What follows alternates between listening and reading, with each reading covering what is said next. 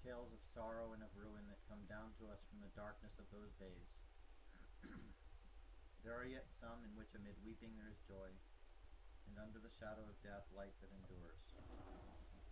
And of these histories most fair still in the ears of the elves is the tale of Beren and Luthien.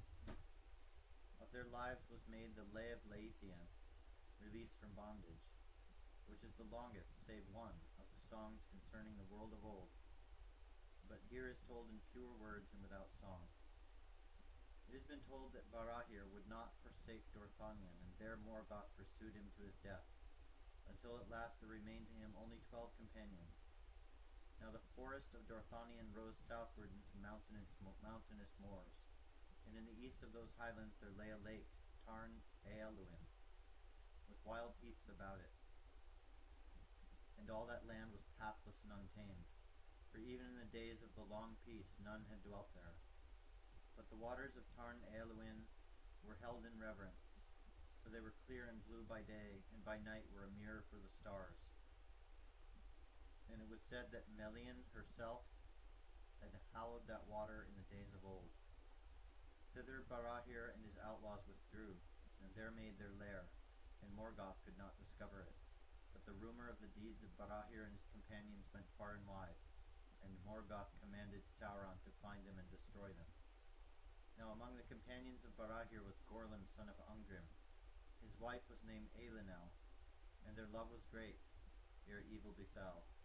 But Gorlim, returning from the war upon the marches, found his house plundered and forsaken, and his wife gone. Whether slain or taken he knew not. Then he fled to Barahir, and of the companions he was the most fierce and desperate. But doubt gnawed his heart, thinking that perhaps Elinel was not dead. At times he would depart alone and secretly, and visit his house that stood amid the fields and woods he had once possessed, and this became known to the servants of Morgoth. On a time of autumn he came in the dusk of evening, and drawing near he saw, as he thought, a light at the window. And coming warily he looked within. There he saw Elinel, and her face was worn with grief and hunger, and it seemed to him that he heard her voice lamenting that he had forsaken her.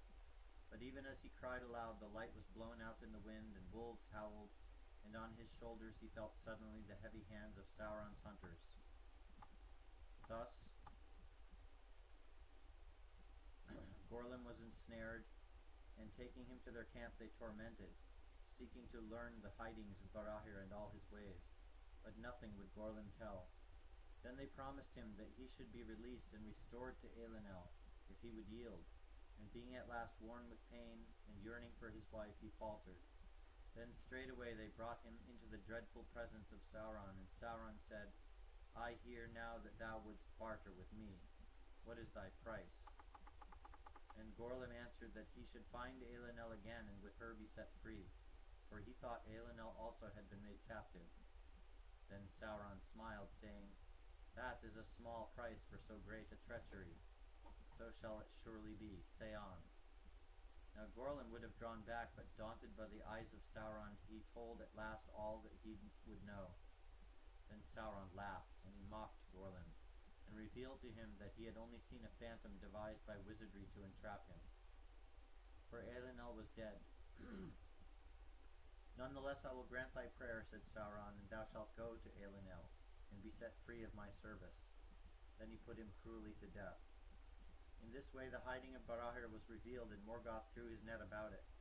And the orcs, coming in the still hours before dawn, surprised the men of Dorthonion and slew them all save one.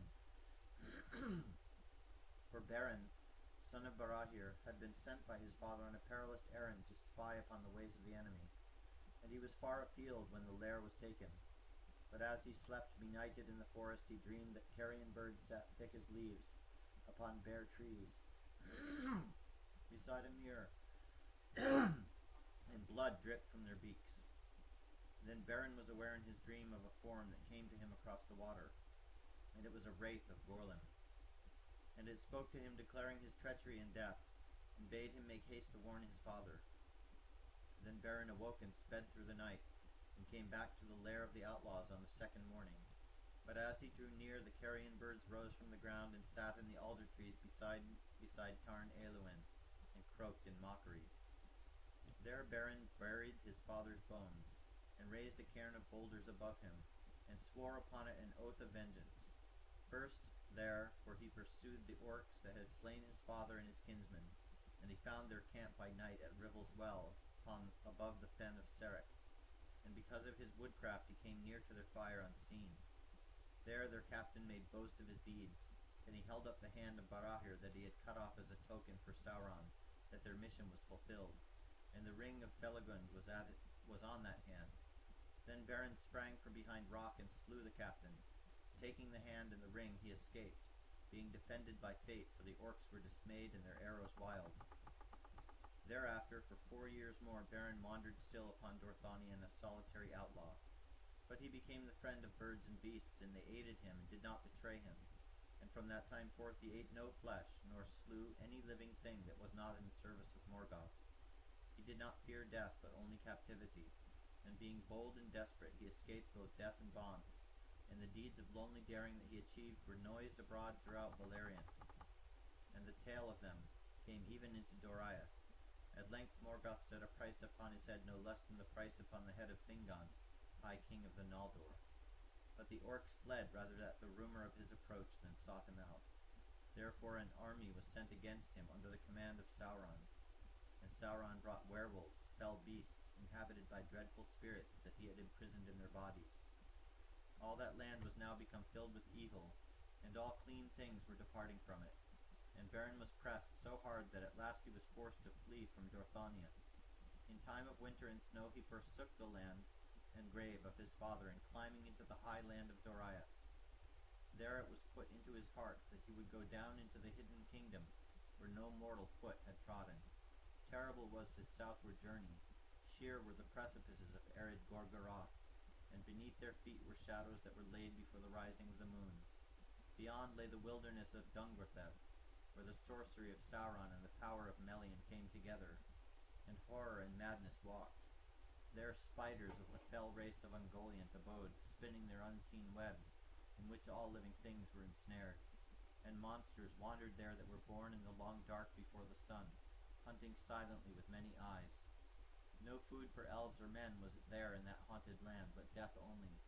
That journey is not accounted least among the great deeds of Beren, but he spoke of it to no one after, lest the horror return into his mind, and none know how he found a way. And so he came by paths that no man nor elf else ever dared to tread, to the borders of Doriath, and he passed through the mazes that Melian wove about the kingdom of Thingol, even as she had foretold, for a great doom lay upon him. It is told in the Lay of Leithian that Beren came stumbling into Doriath, grey and bowed as with many years of woe. So great had been the torment of the road.